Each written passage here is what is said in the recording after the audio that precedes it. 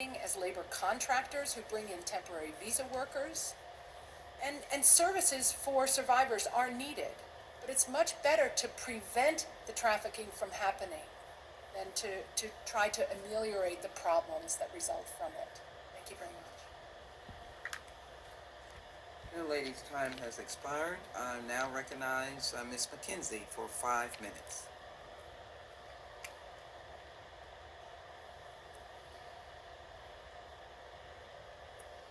Can you hear me now? Chairwoman Lee, Ranking Member Biggs, and members of the committee, good morning. My name is Shamir McKenzie, and I'm here to talk to you about our shared connections as human beings and the horrific crime of human trafficking. I want to start off by asking you to think about what you imagine your life would be like when you were a child. As a child, I never imagined being forced into commercial sexual exploitation by a man who used physical and psychological violence to maintain control over me for his own profit. I never imagined being robbed of my freedom, first by my trafficker and then by the U.S. criminal justice system. For victims of human trafficking, there are severe consequences for not carrying out your trafficker's demands, consequences I know all too well. When I refused my trafficker's orders to drive the other victims he controlled over state lines, he asked me to choose between death and his demands. When I refused him, my trafficker responded by placing a gun in my mouth and pulling the trigger.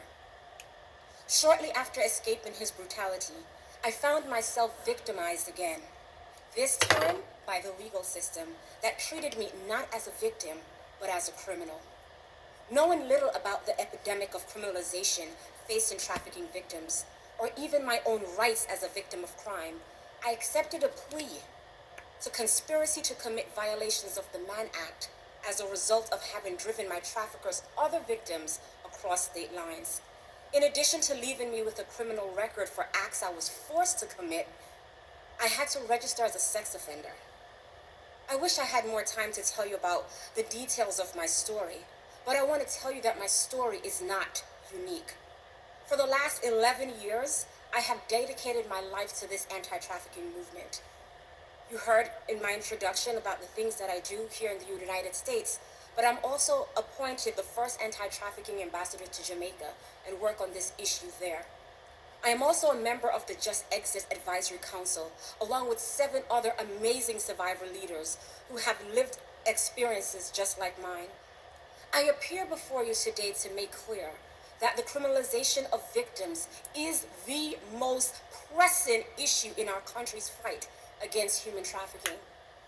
A 2016 study conducted by the National Survivor Network offers us a glimpse of the depth and breadth in this injustice, with 91% of our survivor members reported having a criminal record. This study makes explicit the reality that human trafficking survivors are regularly criminalized, and they are also, as I was, forced to be complicit in their traffickers' operations. While we have over 43 states that have implemented some form of criminal relief, there is currently no relief on a federal level. As a result, victims of trafficking continue to be charged as perpetrators alongside their traffickers. Once they remain burdened with an unjust criminal record for the rest of their lives. I have 6 concrete suggestions of how Congress should respond to the criminalization of victims. 1, support and pass a comprehensive federal criminal relief record that will allow survivors to vacate or set aside their trafficking-related criminal convictions. Pass Sarah's Law, named in honor of child trafficking survivor Sarah Cruzan, who killed her trafficker and was sentenced to life without parole at the age of 16. Sarah's Law would allow courts to have greater flexibility in creating a trauma-informed, age-appropriate response, including transferring a child victim from an adult criminal system to a juvenile system for treatment and services. And of course, we need to reauthorize the Trafficking Victims Protection Act, which include provisions that allow judges to deviate from mandatory minimums and suspend sentencing for child sex trafficking victims who commit crimes. We need to increase funding for development and delivery of trainings aimed at advanced human trafficking topics, especially topics as forced criminality beyond prostitution, trainings on forced complicity, both on labor and sex trafficking. The time to act is now. Criminalizing trafficking victims does not help victims. In fact, it does the exact opposite. My fellow Just Exhibit consultant Joy Friedman posed the question, when do victims of trafficking stop paying the price? The answer must be now. We need Congress to lead the way.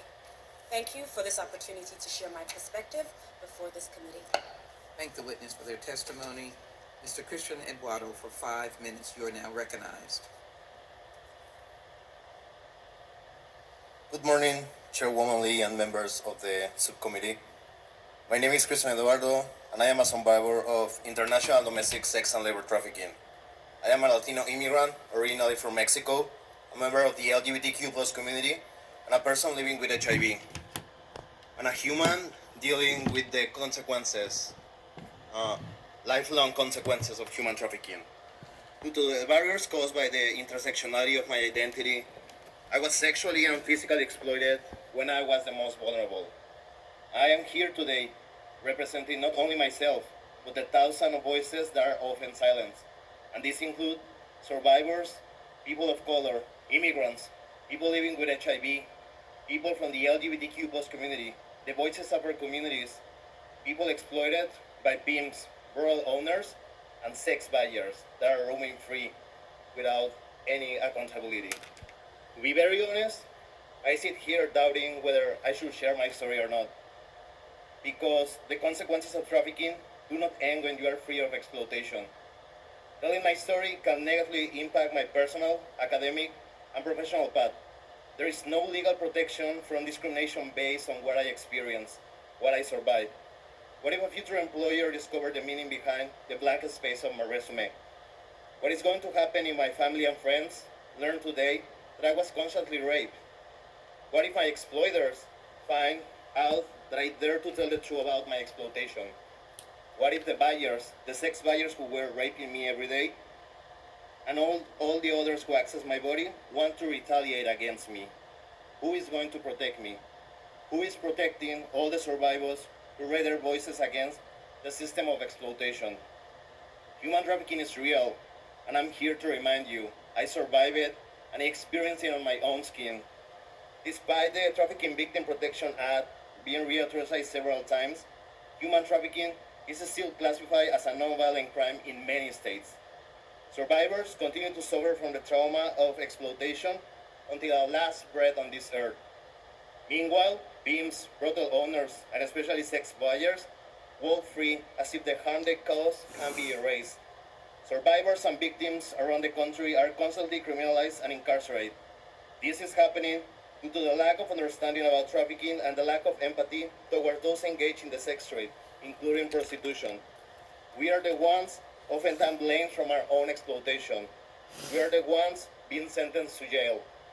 We are the ones with criminal records for actions committed under conditions of coercion, fraud, debt bondage, or force from our traffickers, the brothel owners, and sex buyers raping us day after day. If this is the best that we can do, we are failing. I was trafficked as an adult. Trafficking is not only happening to minors, but this criminalization of survivors and people impacted by trafficking also is impacting kids. Under federal law, child trafficking victims do not need to prove force, fraud, or coercion. Yet, in several states, they are the ones being targeted by police as criminals. I was trafficked in the United States, the country where dreams come true. I was trafficked in this country regardless of the TVPA. Some of the barriers that prevented me from escaping my situation was the fear of the criminalization of those engaged in the sex trade. Policies that blame immigrants for their own exploitation. All these are form of victim blaming that allow exploiters to keep victims and survivors under control. I was so afraid to ask for help, to call the police because of the potential consequences. My choices were being deported as an immigrant, spending my life in jail, or ongoing emotional, physical, and sexual abuse. The expansion of required training to better identify victims of human trafficking is necessary for every single provider who interact with marginalized communities and people in vulnerable situations. When I first approached a shelter after escaping my trafficking situation, I was asked if I had ever engaged in sex for food, shelter, drugs, or money. My answer was yes, which was a strong indicator of trafficking. Yet, I was totally ignored. The service providers did not prove whether I was being criminally exploited. And this doesn't happen one time. This happened when I was looking for resources, legal immigration, or even a safest place to stay. This is the reality. We are failing. We are not training enough, and we are not recognizing victims. The system is particularly weak in the identification of male victims. I wasn't able to find services for males. I was denied services just because I am a male. I didn't qualify for a lot of services because I don't identify as a female. Mr. Eduardo, could you, we want to hear you. Can you wrap up and summarize for us? Yes. We want to hear your voice. Hey, that'd be a good idea if anybody's If we really want to interested stop in trafficking, we must stop the well, demand you for just have bodies. to know what to The do. normalization Hey, you of tell rape, me what and to do and acknowledge I'll that sex do buyers it. are violent and But harmful. open up an While I witnessed advocacy being exploited, center in one occasion, I was for bleeding from my male eyeballs, and I didn't know what to victims do of because I was afraid trafficking that or service sexual providers, law assault or enforcement, trafficking were or sex something buyers. like that. There is no Because deterrent. there really is federal nothing out there for men, and men, protections you know, to they're like stop people in a lot of positions stuff with happens. power, Like you even get our politicians, like judges, and law domestic enforcement, assault to not be cases and sex buyers. charges because And this is you're stopping us constantly from like, looking and for when you're help. living in a life like To that, summarize there's my call of constantly action, I recommend arguments, expanding training fights around that get physical. identifying It's not. It victims doesn't even have to be. and survivors And from usually it's marginalized not communities, like expanding person services who's like for adult habitual and male victim. It's survivors, usually not their ending fault. the criminalization The of fight victims and is survivors, usually something that including like those engaged in the other prostitution, person and started, holding sex buyers and accountable. you This know, approach because is known victims also as the are gold model. usually very So like, please listen to survivors. I don't want to say You have they're the power weak to change, people, and you have but the they're power taken to save advantage lives. of Thank you. easily, you know, and people don't pay Thank you very attention. much. Like, I don't know. I now But recognize. I wish I could do something. I've always wanted to work at the Iowa Coalition Against Sexual Assault, and but after I got my domestic, and it wasn't even my fault, I was defending myself, and I got a charge. But yeah, that seems to be a common theme. I mean, it's even with me. I was sexually abused, and then I appreciate the opportunity to address this committee regarding the status of our southern border from the aspect of the community. oh, they think it's just something about the southern border. Well, what it is the United States is constantly making wars, and sometimes I don't even know if these wars are real. Like sometimes I wonder if like Israel is even like a real thing, you know, like. And I was like, oh, you believe in Jerusalem? No, what I don't believe is any stories like from the government. I don't believe it. I believe our history is being rewritten. I believe they're rewriting history. I believe they're doing it like they've been doing it since they've been blowing up the fucking federal buildings to fucking incinerate paperwork. How else are we gonna get the paper? How else are we gonna destroy the paper? Why are they incinerating all the paper? To begin, I want to thank You know? Customs and Border Patrol officers. The government. Tirelessly. Well, I was the Pentagon, you know, Pentagon. So, anyways, I don't really know. It just seems pretty odd to me. But there we go. So I'm gonna continue listening to this human trafficking. I should have watched it the morning that I started watching it when it was live. But I don't know, I just get tired. Between 900 to 1,000 smugglers and traffickers enter my county to pick up the migrants and the victims. These smugglers include juvenile drivers being recruited via social media by the cartels. My border-related detention costs for state violations was $1.5 million absorbed by my taxpayers. That equals 777 arrests just in my county in the last 9 months. Border-related crimes are at an all-time high, from death, murder, aggravated assaults against my citizens, failure to yield, search and rescue and recovery for the migrants that die in our desert, and yes, assaults against law enforcement. A personal story: a citizen of my county driving to her 65th birthday party was wrecked by a 16-year-old driver, smuggler, who ran a red light at 100 miles an hour and killed her. My fellow sheriffs have tried to partner with this administration to include the President of the United States, and with high hopes to share a collective message, a collective action plan for all our citizens and those being victimized, to support the rule of law, prioritize our southern border, and provide updates reference community impacts and concerns with little or no success with these plans.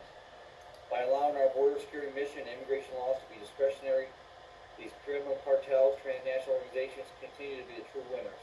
Their exploitation of mankind is simply modern-day slavery, allowing thousands of pounds of illicit drugs to our country that continue to erode the core value of families, schools, subsequently killing Americans on an average of 270 every day.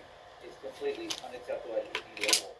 Experiencing migrant death without a reasonable process while U.S. Congress and administration intentionally avoids reality is gross negligence. Our voice of reason has been buried during what I call intellectual avoidance here on the southern border by this administration and yes, certain members of U.S. Congress. Communities have been neglected and abandoned, relying on our own local and state resources to address border crime and trafficking. Our southern border gets all public comfort statements out of Washington, D.C. is the worst shape I've ever seen it. When one looks at public safety, national security, humanitarian, our southern border is the largest crime scene in this country. The morale of agents is extremely low, and the collective frustration is very high among law enforcement at all levels, including our citizens who live in the border community. With the recent news, Jakar canceled Title 42, this only serves to complex the border that needs immediate immigration reform by U.S. Congress. But most important, needs to be secured. I'm a true believer that Customs and Border Patrol are the experts in border security, while sheriffs and police chiefs are experts in community. Together, this is a recipe of success for all communities. I will leave with a final statement. We all serve priorities of Americans based on our shared oath of office to keep them safe, enhance their quality of life, and support the rule of law, absent political affiliation or the concern of re-election. Once again, I thank this committee for the invite and the opportunity, and now I stand ready to answer questions by members. Thank you, Madam Chair. Thank you, Sheriff. Now, Mr. Terry Fitzpatrick is recognized for 5 minutes. You're recognized. Thank you, members of the committee, for your leadership in combating one of the greatest human rights challenges of our time, and for this opportunity to recommend ways the U.S. can fill gaps in that effort. The Alliance to End Slavery and Trafficking, ATTEST, is a U.S.-based coalition that advocates for solutions to prevent forced labor and sex trafficking, to hold perpetrators accountable, to ensure justice for victims, and to empower survivors with tools for recovery. Our alliance includes shelter and service providers in more than 30 U.S. cities and organizations that work in over 100 countries. We advocate for a whole-of-government approach and bipartisan solutions. Human trafficking and forced labor are not only crimes, they are violations of human rights, civil rights, child rights, women's rights, worker rights, and migrant rights. Trafficking is an unfair trade practice, a tool of repression. It is often a result of racial, ethnic, class, and religious discrimination, and it undermines economic development. Addressing these root causes helps reduce